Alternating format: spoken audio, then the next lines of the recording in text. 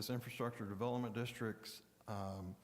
Mr. Mark Hanson, who is here before us doing a project on Moncrief. Mark, if you don't mind introducing the speaker for this evening. And I know we have done this once before. It's been a little while. We just need a refresher. I've got your PowerPoint here. If you just point to me, I will forward it as you go through it. So, Mark. Thank you, board members. Mark Hanson with CO2 Land. I'd like to first just say appreciate you hearing us tonight. Hit your button, Mark. Can you hear me? Okay. Thank you for having us, and I'd just like to compliment your city and appreciate being able to do business in your city.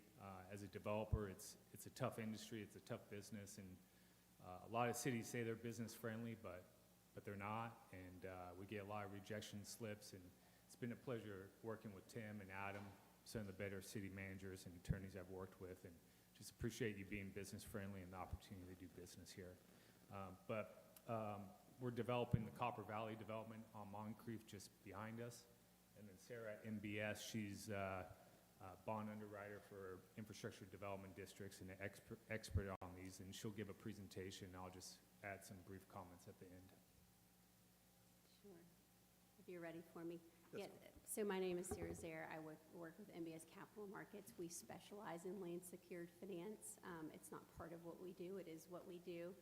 So we spend a lot of time educating about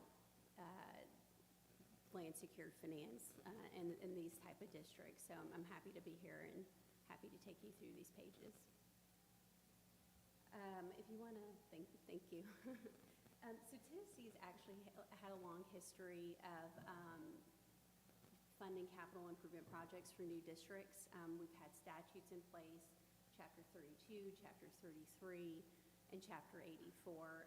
In fact, we use Chapter 84, Part 5, which is the Central Business Improvement District Act, to issue bonds for a Century Farms project. You may be familiar with it in Antioch, Davidson County, so it's popular for its Tanger outlets. And so we have had success here. Just given the sheer amount of growth in Tennessee, the purpose and the intent of adding Part 7 of the act was largely to emphasize its use for residential development. So hence we have the Residential Infrastructure Development Act of 2024. Now that since has been amended, and we have a Part 8 referenced as the Real Estate Infrastructure Development Act of 2025. And that act is now largely being used as we start to establish these type of districts. So pursuant to the act, local governing bodies, which are defined as host municipalities, are able to establish by resolution what is known as an infrastructure development district, or an IDD. And really the legislative intent of an IDD is to fund capital improvement projects through the levy of special assessments within the defined district area. Oftentimes these financings are said that the development pays its own way.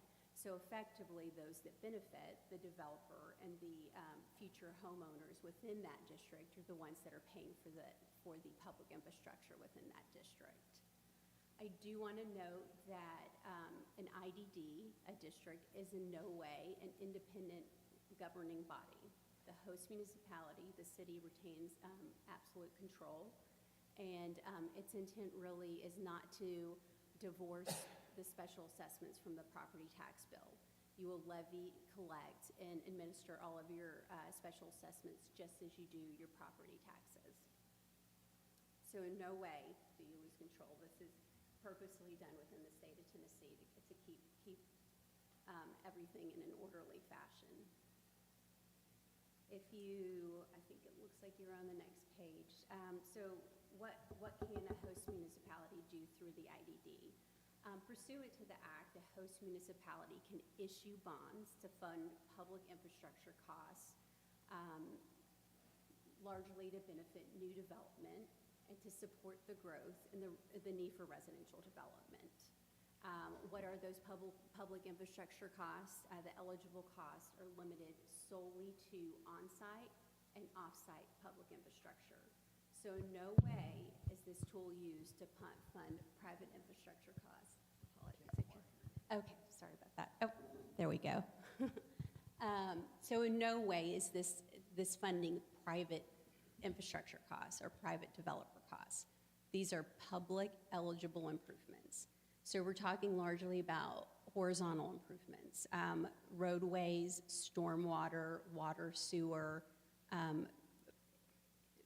those sorts of defined projects.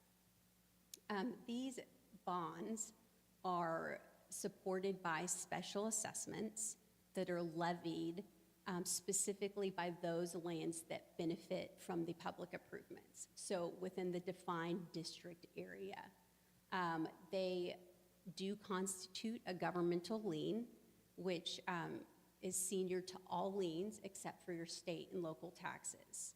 And so effectively, they are enforceable just as a property tax would be, which is through tax sale and foreclosure provisions. So effectively, we have a tool that the debt runs to the land is what we generally like to say. I want to say that the special assessments are limited obligations of the host municipality, which means in no way is the city on the hook for these special assessments. The sole obligation of the host municipality, the city, is to levy and collect these special assessments and ultimately remit payment to the trustee of the bonds. So again, in no way are you on the hook for these bonds. And oftentimes what's done is pursuant to the statute, you're able to delegate the authority to issue bonds to a public building authority or an industrial development board. And because this practice of creating IDDs has become a common practice in Tennessee, we've worked with, you're likely familiar with Bass, Berry & Sims, which is the leading firm issuer counsel within Tennessee, and they've created a program known as the LIFT program. And effectively, their goal is to run all of these IDD financings through the Public Building Authority of Tipton County. So we'll have a really standard, common practice, turnkey program for all of these IDDs, which will help our Tennessee, make sure that we keep these financings in line with each other. Again, your role as host municipality will to be levy and to collect the special assessments in the same manner as you do as your property taxes. Now, I will say the statute, understand that there may be an administrative burden, so they do set aside the ability to put 5% of those special assessments to account for the administrative burden that may be encountered by the city or the host municipality. Again, when I go back to this LIFT program that our Bass, Berry & Sims, or the leading bond council in Tennessee has put together, they have contemplated that there may be an administrative burden and there needs to be some sort of common practice. And so we do envision that there'll be a third-party administrator that will help alleviate some of that administrative burden. So they'll work to put together your tax roll and just remit to you so that there's a successful collection of those special assessments when we look to do that each year. If you want to turn to the next page here, oftentimes we're asked, what is the benefit here to the host municipality? And I've alluded to the fact that growth pays for itself in this situation. We're able to fund stable projects without diverting your city taxes, without tapping your budget. We're not impacting your bonding capacity in any way. The effort here is to accelerate projects that would otherwise take perhaps a longer period of time to fund through your project, or through your budget rather. And in fact, not only are we not burdening your budget, but we're also not burdening all your taxpayers within the city. So again, these special assessments run specifically to those that benefit from the improvements. So you're looking to your developer and your future residents within the district area that will ultimately pay for the benefit that they receive in the public improvements. Also, if you look to it, I want to say that the city, again, want to mention that the city retains control. You continue to have the ability to make decisions on zoning and permitting. So in no way are you relinquishing control. This really is just a tool to support growth in the community. And in addition, another thing I'll say is because it's administered through, because these are bond proceeds, if you will, that are funding public improvement costs. Those bond proceeds are held by trustee and made sure that the intended purpose of the bond proceeds go to fund the public infrastructure that was intended to be used for. So your project will be completed effectively through these bond proceeds. Again, I have a bullet here. We understand that there might be an administrative burden, so there's always the ability to set aside 5% for that administrative burden. And again, there's the thought through the LIFT program that perhaps we have a third-party administrator that alleviates some of that administrative burden on the city. And oftentimes we're asked on the next page, we're on page 5.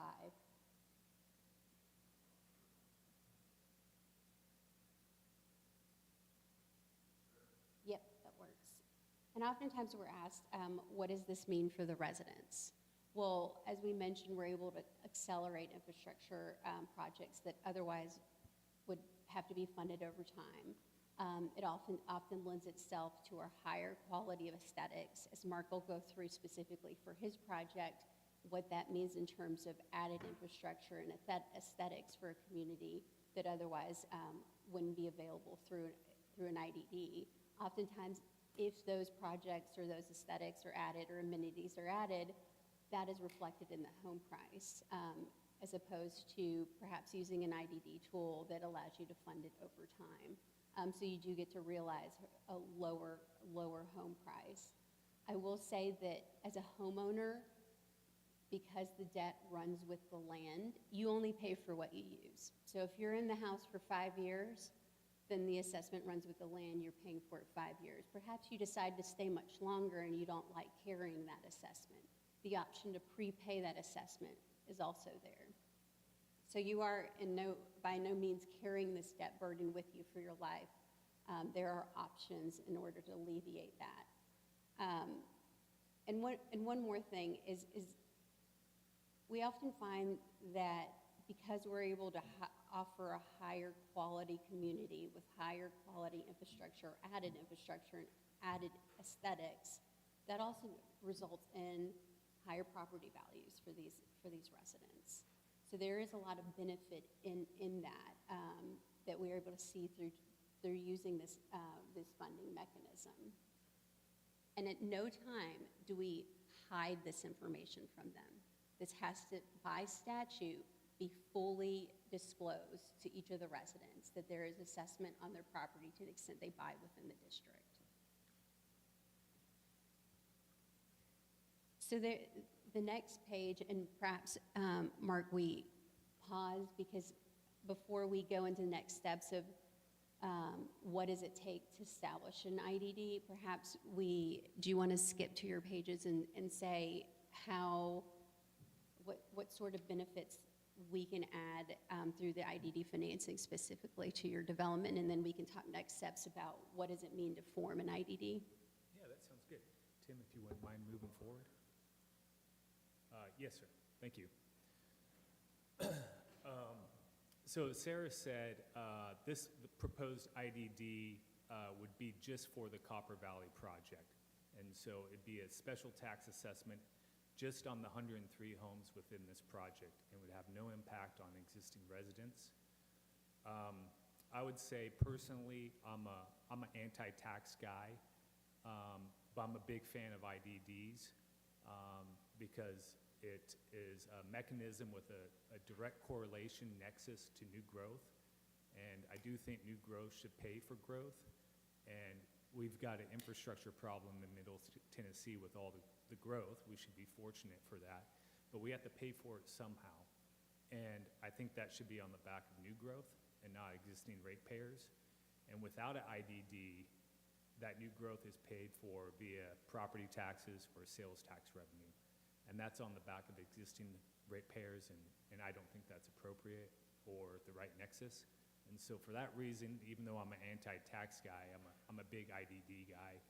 And if I was in your shoes, I would be requiring an IDD on every single new development and start building out the much-needed infrastructure throughout your city and in the region.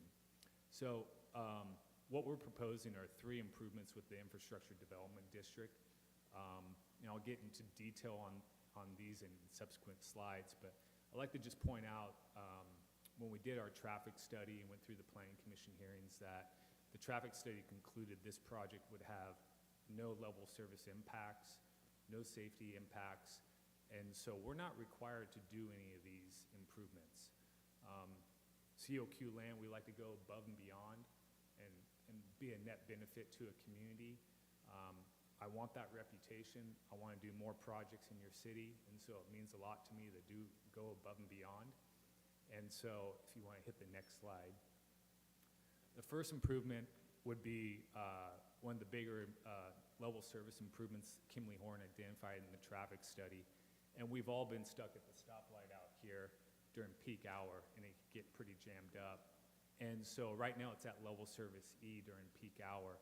If we converted that through lane, the left one, to a left turn lane, so there'd be 2 left turn pockets, we can improve the level service from level service E to level service D. And I think that'd be a wonderful improvement to the citizens, and they would notice that right away. And that would be on the back of new growth and not on existing ratepayers. Next slide would be the second improvement. I'm a big fan of doing higher quality communities. It means a lot to my company and our reputation. And so with this IDD, we would try and continue going above and beyond. We're already doing enhanced community entries, separated sidewalks, enhanced architecture. 50% of the community's in open space. We have trails throughout. So we're trying to go above and beyond. With the IDD, we'd be able to do some decorative street lights. Like to create a community gathering place down by the pond, clean up the pond with bubblers, build a gazebo, picnic tables, picnic benches. I'm a big fan of enhanced landscaping. Landscaping, I think, really separates development from other communities, and so really would like to put a extra emphasis on that. And then the trail system, we would make that more enhanced, either concrete, asphalt, or DG, so it's more stable and long-term. And then the third improvement, we heard this from one of the Planning Commission members was concerned about safety on Moncrief and adding shoulders on there, and it's just a narrow road at this point. Trash cans are out in the middle of the street on garbage day, and so with this IDD, COQ land, we would take on the design and construction of shoulders from along our project frontage, outlined in red, all the way out to Main Street. And so I think this would be a great safety improvement for the city. If not for IDD, it would never be constructed. And so those are the 3 improvements that we propose that be a net benefit to your city. Next slide, please. So again, I'd just like to reiterate, we don't have any obligation for any of these improvements. And so we propose 2 next steps, and Sarah can dive into the formation if you want to move forward with the first step. Is it takes 1 resolution to form the IDD. We could come back to this board in January for your consideration with a formal resolution to vote on that for those improvements that we would take on. Or if you have no interest in the IDD, that's fine. We just wanted to present it to you. We're good either way. Don't feel any pressure. But the second option is I gave Tim and the Planning Commission my word that we'd do a $100,000 contribution towards these improvements. Now, it doesn't fund it, so you'd have to come up the rest of the money to complete these improvements, but at least it's a contribution to, with our goal of having a net benefit to your city.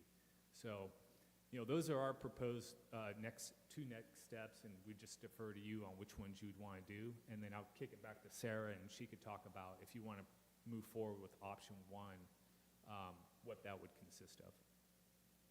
Yes, so page 6 details the statute, the process. It's relative, to the extent you're comfortable moving forward with an IDD, the petition process is relatively a quick one. And we're happy to put that petition together and share it with you, but ultimately we would bring it in front of the board. To the extent you would like to move forward, there's a 30-day to 45-day period before it can be heard, and there's a public hearing, and ultimately it takes majority vote to approve an IDD. As I mentioned, to the extent you're comfortable with that, we would look to your direction if you would like to run it through the city, if you would like it to run it through your own IDB, or if you would like to use what the state is trying to use as a standard turnkey program to make sure all of our IDD financings match a certain set of criteria as they move forward and just meet the state standard.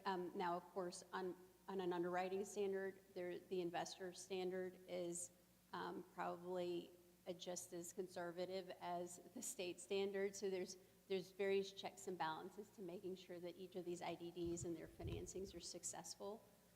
The process itself, from an approval process, just requires petition, 30 to 45 day wait period to come back and have a public hearing, and then majority vote. So what is the current, because there was a 2024 statute and there's a 2025 statute that was adopted, if I remember correctly. That's correct, yes. And I can't say that they conflict with each other, but they're not coincide with each other, I guess is the simplest way to say it. What about that piece? So just based off a conversation with bond counsel Bassberry and Sims, the differences between the two are very nominal. The first one was there's clear residential growth. We need a tool that addresses this growth, and it was geared towards residential development only. And then came the idea, well, there's growth period in Tennessee. Let's add the element of residential and commercial development as permitted pursuant to the statute. So it doesn't really change much. The statute permits you to create this infrastructure development district supported by special assessment bonds. So it looks like bond counsel would like to go through Part 8 as opposed to Part 7, excuse me. So I don't think you're not precluded from using Part 7. You're not required to use Part 8. It just looks like as the state is learning and as the state is moving forward, they're saying there's a couple of tweaks here and there that we'd like to include. And we'll see another one this year, quite frankly, for another, I would assume would be Part 9, just to clarify as people, or as municipalities start to approve these and say, wait a second, this doesn't quite fit our criteria, or not our criteria, but how we operate. Let's make tweaks so that everyone can fall under the same umbrella and the same statute. Okay. So, Mr. Mayor, Commissioners, like I said, tonight was for informational only, and from what I'm hearing, the earliest this could be considered would probably now be March, because, well, I have to go back and count number of days for notice. But just wanted you all to hear this once more, because the time before, when everyone was here, traffic was horrible, everything was kind of rushed, and see if you all had any questions.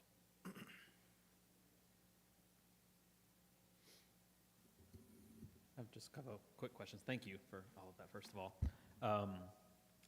You mentioned about people prepaying. If they prepay and then move, what happens then? So that is the exact, you often don't find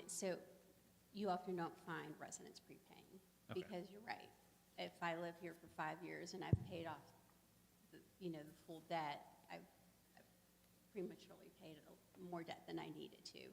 Oftentimes, we find in communities where it's 55 plus, where they know this is their lifelong home, they'll find themselves, well, I don't have a mortgage, I'm going to live here forever, and I really don't want to carry any debt, period. And that's when you find prepayments happen, more so than not. So you're correct. It's a very uncommon practice in a lot of new developments. Okay, thank you. And then you mentioned folks would know that there is one of these when they, prospective buyers would know when they go to, even shop for a home. Do they know the amount at that point? And could the amount ever change? So Mark would actively market it. He would have a marketing material that would depict exactly what levels he's going to pass through. Once we borrow or fund, do a financing, it's not going to change unless you prepay. Okay. So it will stay at those levels. So it's not like an HOA assessment where people get into a community and then over time it increases $20 here, $50 there, things like that over time? No, it's fixed. It's Great. fixed over the life of the term.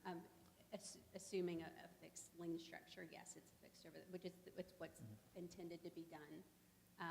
It'll be the same pass-through for the next, X years. Great. And we're looking at that $1,200 to $1,500 a year special tax assessment per home, so roughly $100 a month. And so we want to start off small. The first one here in Goodlettsville, others in California. These have been done in Texas, Florida, California, Colorado since the 70s and 80s. They can go up to $5,000, $10,000 a year. And so I just want to start off a little smaller on this one, so it'd be $1,200 to $1,500 a year. The market puts not only the bond market, so we're working with investors, right, that are analyzing the community and what this development means, who the developer is. They put in their own set of criteria, and as do the residents. They're going to say, okay, if this market rate pass-through is ridiculous, I'm not buying your home. So Mark has a balance. He has a decision to make sure he doesn't overburden the residents. Otherwise, no one's going to buy his house. On the same token, as I mentioned, from an underwriting perspective, our investors are smart, and they're going to say, this is too much, this is not too much. So there are checks and balances on all sides to make sure that you get a good deal done. I would add to that probably the one negative I see to IDDs is me and my builder partner, we have to market to the public, and there's disclosures everywhere, and it will be disclosed. The amount is we have to market and sell, hey, your property taxes are going to be $1,200 to $1,500 more a year on this, you buying in here. But it's going to be a higher quality community. And so if people can see that benefit, it's not a problem. In my homes, my builder partner, they're not concerned with it. They're fine with it. I'm fine with it. So as long as you're fine with it from a marketing and sales standpoint, then that eliminates the one negative that I see. I have a quick question. And so if someone buys a house and they're aware of this, and then they wind up having to sell the house, how does that get picked up by the next buyer? Do they just pick up right where they left off? That's right. So They don't start from scratch, they start? No, yeah, the debt runs with the land, just as a saying, so you pay for what you use. So if you move and then the next homeowner comes in, then they assume that obligation. I vaguely remember that from last time, but I couldn't remember exactly how it worked. Thank you. And it's basically 5 years and it's done, right? So the typical term for this is a 30-year loan. 30-year? Yes, Okay. 30-year loan. So, yeah, if So if somebody, it's your forever home, then it's 30 years, unless you choose to prepay, which, as I mentioned, some do, especially if it is their forever home. If you leave, as we mentioned, then you pay for what you use. But if you Okay. prepay and you leave, you don't get that back, right? You do not, so that's, Okay. yeah, that's what I mentioned. It's hard to find someone making the Understood. financial decision to go ahead and to pay it all unless they, So you'd have to basically pay for the whole 30 years, I guess, or to the, if you choose to prepay, prepay, yeah, and you don't have to pay for all of it. You could just say, I want to you can define what you want to prepay in terms of what you're going to carry. For the shoulder improvements on Moncrief, just talk about, because there's portions where, kind of closer to Main Street, or to Dickerson, where the homes are really close, there really is no shoulder at all today, and you're starting getting into where mailboxes would have to be moved, portions of people's driveways would need to be moved. What's the idea there on how that would look like? Yeah, we'll have to get with the civil engineers and your staff. The initial thought when I was talking to my construction team was, when you hit a driveway, you don't do a shoulder improvement, because then it starts to get really expensive, and ripping up driveways, there's a lot. And so it just, you just avoid it wherever there's a driveway and put the shoulder in between. Is it possible then that the improvements would really only go to where that fork is to Cedar, and I could point to the map, but that's West Cedar there, where that really odd angle there? Because that, basically from that point back to Main Street are those kind of older homes that are very close to the street, so imagine you would hit a lot of driveways in that area. Yeah, there are more driveways there, and they're closer together, but the plan was we would take it all the way to Main Street. But that's a design detail we'd have to get into with your staff and work through that. Mark, as a title agent for Fidelity and Old Republic, obviously this is new in Tennessee and I haven't seen either one of these, but basically I understand this is sort of it's a special tax assessment that's going to run with the land. It's a fixed rate for 30 years. And so but yet it's really a lien on the property as well. I mean, tax every year is a lien and is due and payable and does become, until March the 1st, delinquent. This would have some sort of a delinquency rate as well. From a deed standpoint and a security standpoint, is this a special provision within, say, a deed of trust? Because you're going to have a lender on 90% of these homes probably. What are you seeing there? And then after 10 years, if somebody's paid, then there's a release, sort of a partial release of this anticipated to be filed when the new homeowner comes in, says, well, you get a partial release of 10 years on this 30-year special assessment tax that's fixed. Is that how that's going to work from a title perspective? Yeah. If I explain that, you get a lien when you get a loan, and we just know that every year you're going to have to pay your taxes, your real estate taxes. Well, you're going to also have to pay, in this case, this special assessment tax. That's a lien on your property annually. Is that correct? In other words, Correct. every year, just like you get Senior- a tax bill, you get this bill as well. Correct. Well, it's on your property tax Right. bill, and it's Okay. senior to all liens, including mortgage liens, Right. except for state and local tax. Right. So it's third in line, basically, in this case, for Copper Creek. You got the state and the city.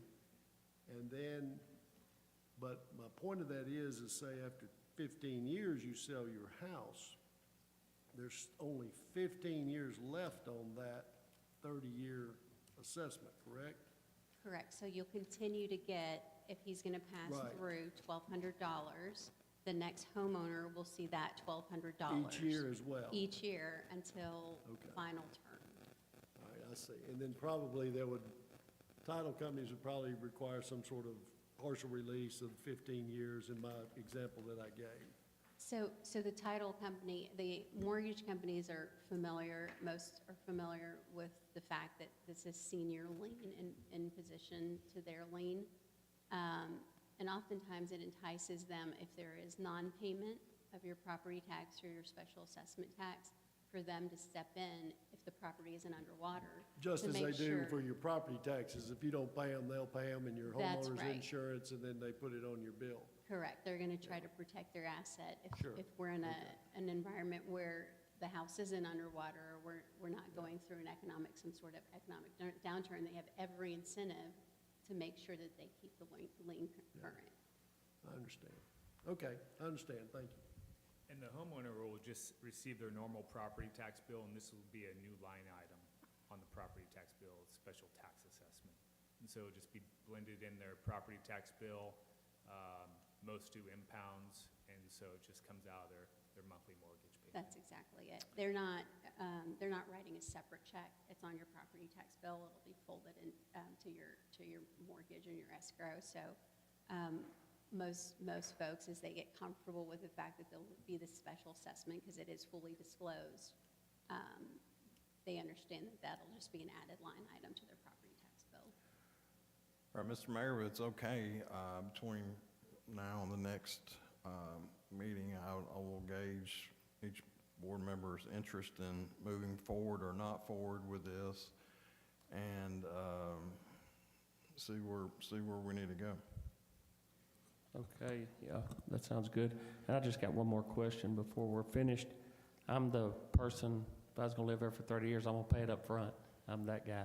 So my question being, just so I have the answer if somebody did ask me, so basically it's $1,200 a year, that's $36,000 over the 30-year term. So I'm sure somebody's making interest or somebody's making money off this or we wouldn't be doing it. So if I bought this property and I wanted to pay the full 30 years, do you still have to pay that $36,000 or is there a break? No, there's a break. There's the principal, the remaining principal due plus interest to the next, so to when you choose to prepay.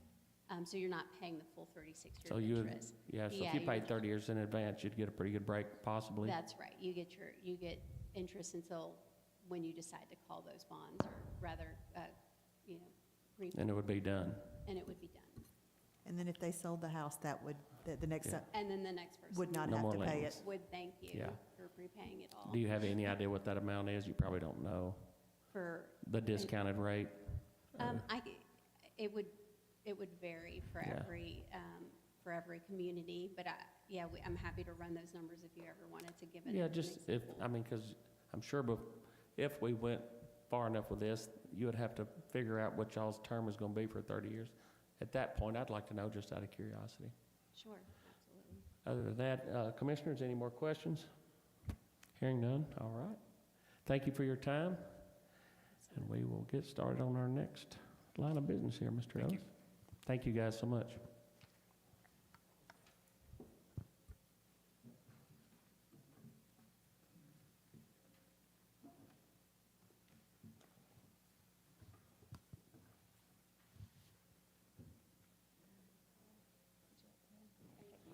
Relinquish control.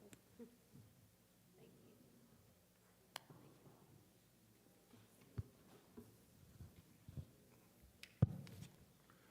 Mr. Mayor, Commissioners, on the agenda for our study session, I had highlighted Pleasant Green Pool. If you remember last year, we had a water line break that pretty much took the concession stand out for the year. We have received certain insurance proceeds in making that repair, but I wanted all the full facts to be before you all this evening before we make the decision of making those repairs and opening the pool for the 2026 season. Ms. Jennings and Mr. Presley are here. Ms. Jennings is going to do a quick synopsis. I have presented you all with all the facts of the operation. Mr. Freeman, did you get one?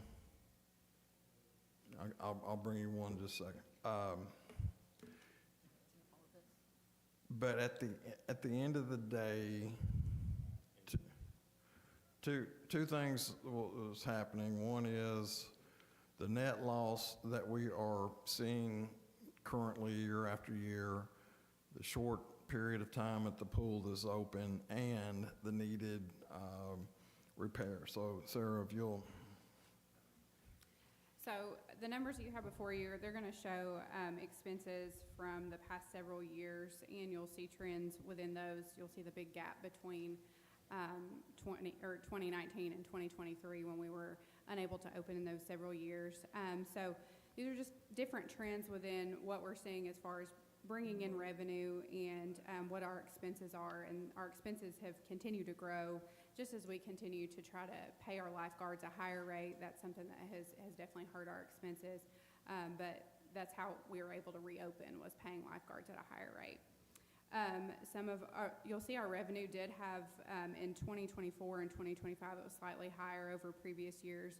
That is because we increased the rates of the pool ahead of the 2024 season. So there's a little bit of discrepancy there when you see that big hike. It didn't mean that we had more people attend. We actually had a downward trend in the amount of people that were attending. It was just because we had increased those rates to try to offset some of the costs that we have coming in. This past year we had a over $77,000 deficit, and we're not in the money making business in any of the parks and recreation ventures that we have, but losing $77,000 is hard when it's a 8 to 9 week operation. And so there were a couple things within those expenses that were not normal. Obviously, we're going to have some of the expenses that we had to prepare ahead of the pool season to pivot once the concession stand was flooded. We had to make some adjustments and spend some additional funding just to make sure we could have some way to operate. The cost of chemicals has increased probably 10 to 20% over the past several years, and it's tending to go up just a little bit each year. And then you will see that we had a reduced amount of spending this past year in the concessions, and that was because we had to, again, pivot because of the concession flooding, and we only sold prepackaged food. We weren't selling hot food. So as you can see, though, even with those added expenses, we're seeing a deficit each year. This year, we're going to have to redo the concession stand. Like Mr. Ellis said, we did get some money back from the insurance on that, but what we will have to spend more than we received within that fund, or within the amount that the insurance gave us to get the concession stand back up and running. We also, this coming year, are going to have to spend about $7,000 to replace the sand in the filter. That's something we try to do every 5 years. We are now, this is the 7th year, this will be the 7th summer. correct.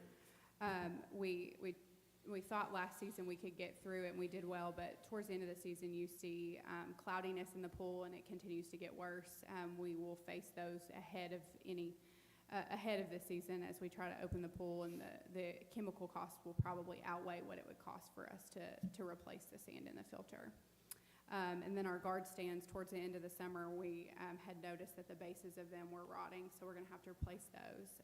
Fortunately, we found a way to make it work. We've kind of pieced those together over the years, so we have some really new pieces that we can put on new posts. So we're only going to have to spend about $2,000 on that, and then we're in need of replacing our diving boards, which is around $10,000. So these are just things that we see ourselves having to do ahead of this pool season that are out of the ordinary costs that we normally have, and that's close to, I'm at $49,000 with that. And then it's just the future costs and considerations of maintenance that we have for the pool that we want to bring before you. Our pool deck hasn't been redone since 2012, so in the next year or so, we're going to have to redo that pool deck. The current cost for that is $70,000 to redo the pool deck. ADA improvements, as outlined in our ADA transition plan, are something that we really need to work towards as well. There's nothing ADA compliant, unfortunately, about the pool. When there's no ramps or there's no handrails on the ramps leading up to the entrance of the pool. Once you go through the breezeway and down, there's not even a sidewalk that leads to the pool. So we have probably over $1 million worth of ADA improvements that we would have to do. And then one of the things that we are very in need of doing in the near future is looking at replacing the chlorinator with an automated system, and as well as an acid feeder. We currently hand pour the muriatic acid into the pool, which is extremely dangerous. And our parks maintenance is currently doing that to ensure that we're not putting our lifeguards at risk. And so that's something that we would need to consider in the future too, and that would be about $35,000 to $35,000. So we wanted to bring this before you to show you that, you know, we before we invest in redoing the concession stand, we want to put all things out on the table and say, this is what we're currently spending, this is the projected spending that we have in the near future, and just get your input on that. And I want to kind of go back to one thing that Ms. Jennings said. Any day the city government operates, especially Parks and Recreation, and we turn on the lights at Moss Wright Park, it's costing us money. We're not, in this case, here to make money. What I wanted this discussion this evening about is we are losing wanted to make you aware that over a 9-week period, and schools could alter their schedules again, and it could be an 8-week period. I mean, it just keeps getting shorter. We keep having that deficit grow. Prior to 2020, we probably would make about $10,000 a year. We're now currently paying lifeguards twice as much as we were at then in order just to get the pool open. But wanted to bring these things before you this evening, not to advocate to close, not to advocate to keep open, but for you all to have the facts before we expended the funds to make the repairs there.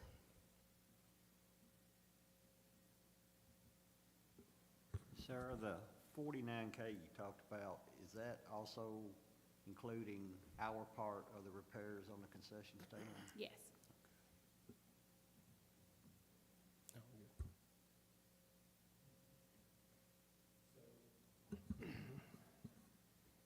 Because we still have like, what, remaining 20 grand or something to do the work. So since that damage was done, tell us about the accommodations for the employees that we do have there. So we were very fortunate to have a very flexible staff last year when we had to pivot at the last minute. I commend all of our lifeguards and all of our staff who had to work in those conditions. What we had to do was we closed the main entrance to the pool, and we made the breezeway the concession stand. So the concession stand was already not operating with, they're operating without air within that. And when those that take the concession stand jobs take those jobs because they don't want to be in the heat in the sun. They want to be in an air-conditioned concession stand. So the concessions were moved to the breezeway, and then our staff had to move the main entrance to a tent. And we had to cut the fence open and add a sidewalk down at the bottom to allow people to be able to come in that way. And so our staff that was taking entry at the gate was sitting under a tent. And then our lifeguards were housed back near the pump room in a space where we usually house our lawnmower. And so they did not have air, so they're having to, they're on the stand for 30 to 45 minutes, depending on how many people are in the pool, and then they're getting off the stand, and they're not being able to cool off in an air-conditioned space. They're having to go and sit in it wasn't scorching hot like the sun was, but it wasn't cool by any means back there where they were. And so again, we had a very flexible staff, we were very fortunate that we did not lose lifeguards because of that pivot that we had to make. And I commend each and every one of them for staying with us. So where we're at right now is if we do move forward, then we've got to make those repairs to the concession stand in the lifeguard room, and we need to start scheduling that right now so we can make sure that those accommodations are there for those lifeguards, because I don't think that we will get lifeguards back if we have the same setup. Do we think it would be a problem with them returning as we stand now? I understand what you're saying, but like, did we hear that from last year from any of the staff? Okay. They were, towards the end of the summer is hard anyways. When you're a lifeguard, they're on top of each other all summer. It's hot. And so towards the end of the summer, morale really tends to get down. And so that last year was definitely an even harder year for the morale towards the end of the summer, just because the conditions that they were in. So there are some we know for sure that would not come back. Am I correct, Sarah, in saying since this goes, what, to 218, every year we probably have had a lesser number of people come to the pool? We have on, I don't know if it's in your packets or not, yeah. There's a chart within the stapled packet, the second page. If you open it up, it'll show you the attendance over the past few years. So in 2023, when we reopened, we had 10,610 people. Last year, we had a little less than 300 down, and then this year we're about 300 down as well in participation.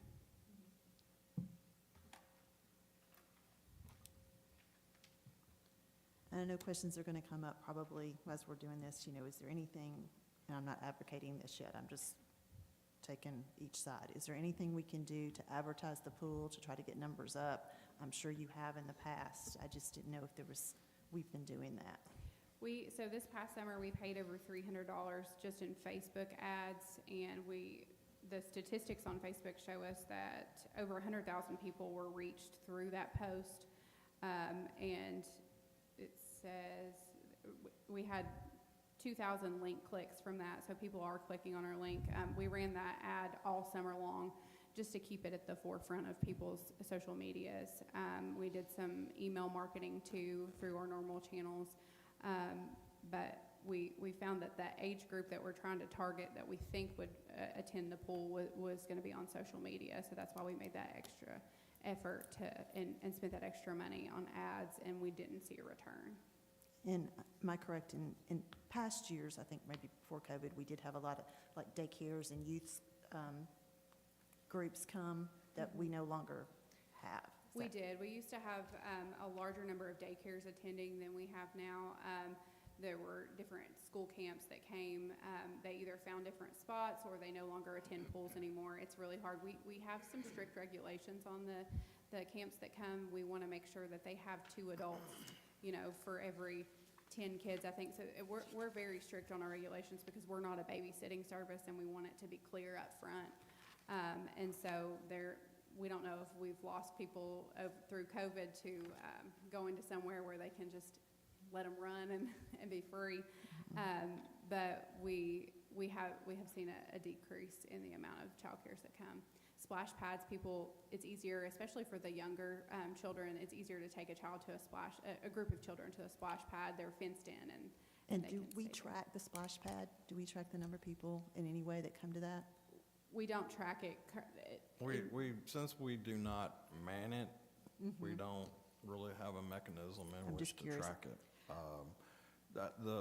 The groups is on the last page of your packet there that have come through the years and was coming back this year. I will say, and I don't know how many's coming because I'm not there, but I mean some of the larger groups from past were actually there this year, talking about Good Pasture, Davidson, and things of that nature. I do want to add one other note to this, and that is, I came here at the end of 2003. They had some type of celebration 4 years prior to that for the 50th anniversary of Pleasant Green Pool. I've been here 22 years, so I think we're looking at a pool that is 76 years old. So I just share that just for information. And I think the last time we made, according to what I could find in our documents, the last time we made major significant upgrades to the pool was in 2012. That's not to say we've not done things throughout the years, but 2012 is when the last major expenses. The pool liner was fixed, the pool deck was fixed. There were a lot of things that happened in 2012. To your point about the splash pad, we do not track numbers on that, but we can track how much chemicals we're buying, how many chemicals we're buying, and we have definitely upped the amount of chemicals that we buy because it is a constant flow of people, and that's ahead of Rachel's Garden opening, so I only see that continuing to grow in popularity. People tell me to go to the splash pad. I don't know anybody that goes to Pleasant Green. I will say this, and I know in the past, there's been times in which operation of the pool was considered by this body. And those times when it was considered, it was just about shuttering the pool. One of the things that I would strongly encourage, going by our Parks Master Plan, just national trends, is, okay, hypothetically, if it's not there, what can be there? Because I think that is a big piece to everything. And really about out of time, but I mean, look at the Park Master Plan, what can go on there, widen the walking path, additional splash pad, little riders course, and all credit where credit's due.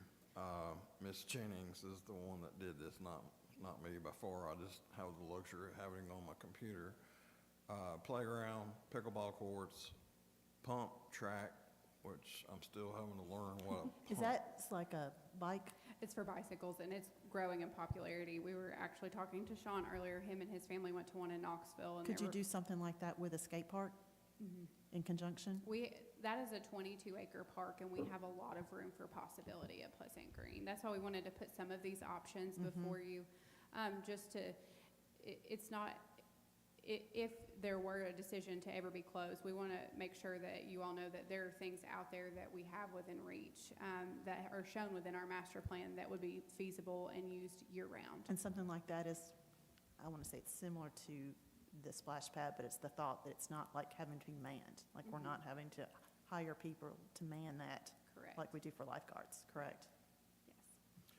So I think that Mr. Presley opened up, because you've been here since the pool opened.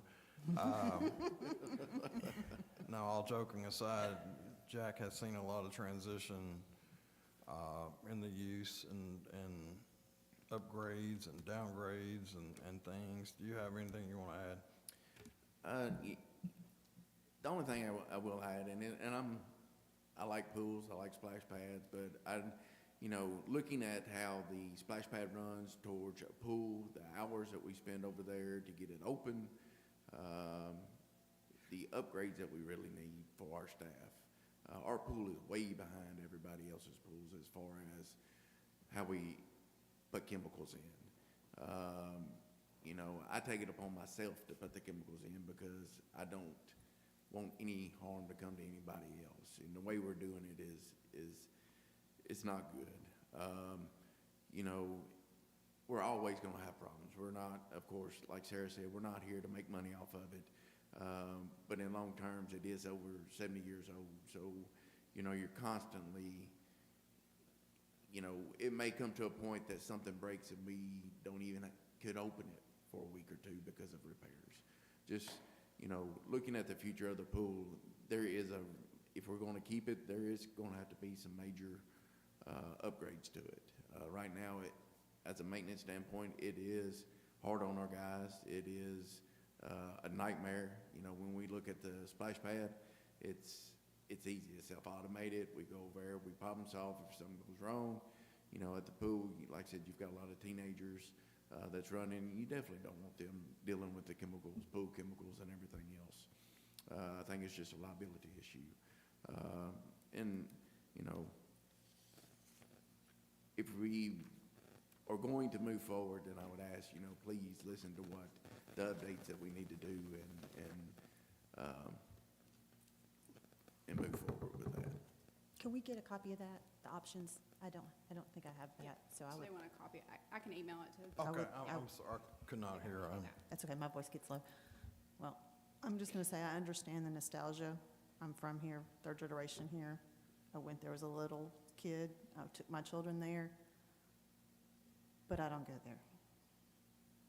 And I know we're all gonna face some backlash on a decision that might be negative,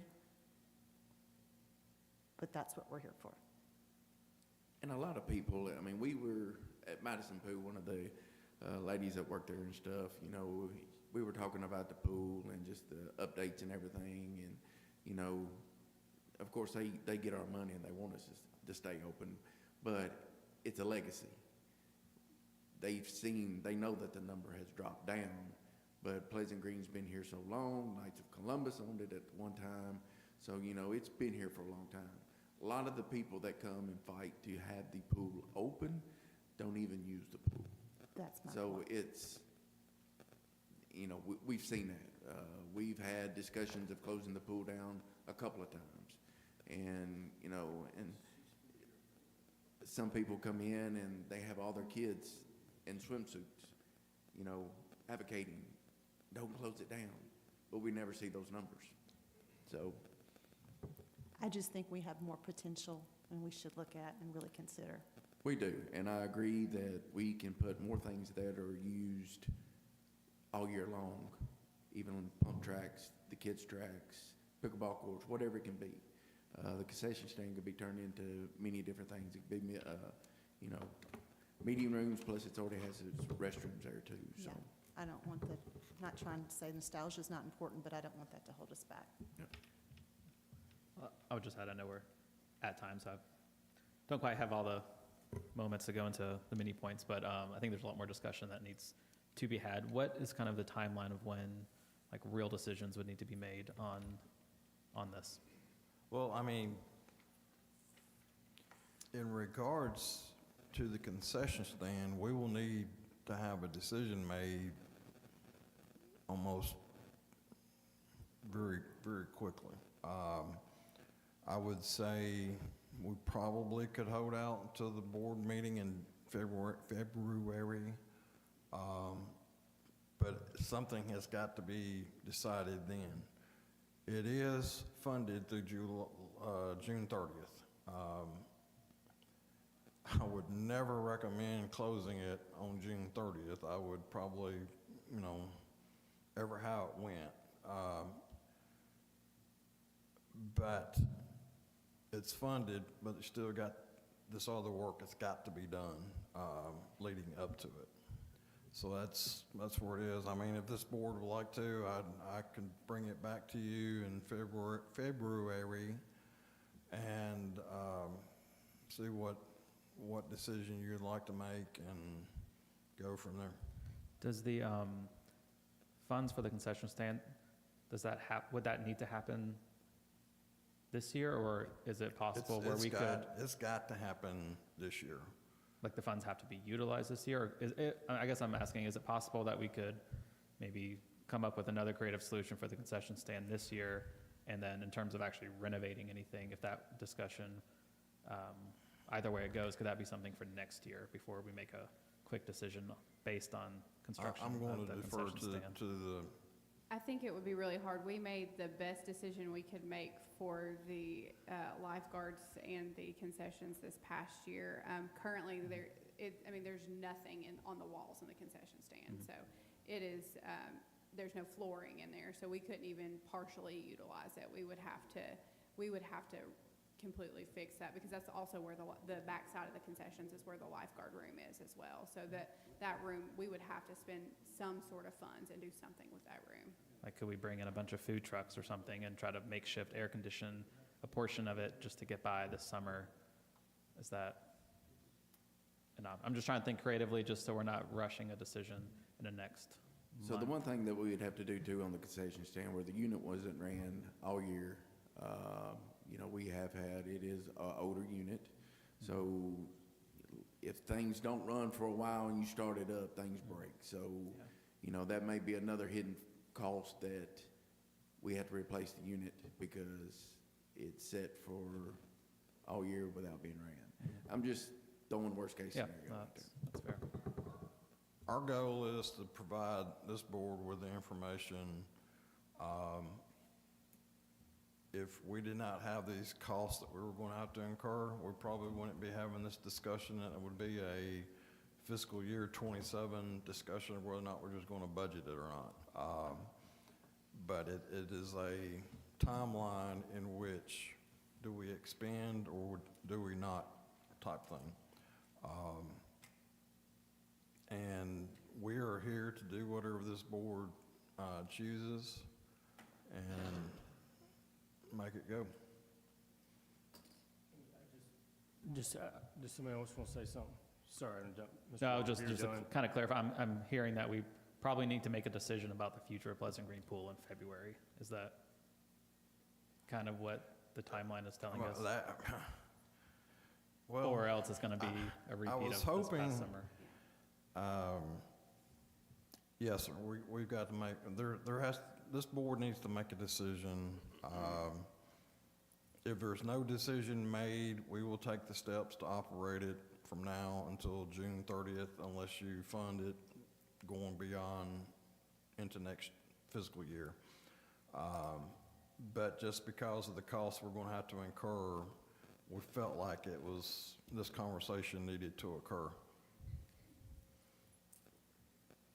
Yeah, I was just going to say, I know the number of employees for the pool are 18, 20, Between 12, 15, 18, it just depends on the summer, and it depends on schedules too. We try to remain really flexible since Okay. they're out of school and we want them to enjoy their summers too. Sure. So it just depends.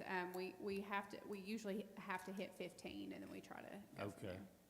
I know some of our full-time employees have come from being part-time employees in years past. So I guess what I'm getting at is I wouldn't want to lose those positions if the pool was to close. So we could absorb those somewhere, whether at the park, The ones that are Crew. working, that work at the pool during the summer and work for us currently, that wouldn't change anything with them. Okay, all right, We would look at some different summer programming. thank you. Any more questions, commissioners? Hearing none, I guess we're going to close this portion of the study session and take a 5-minute break, and then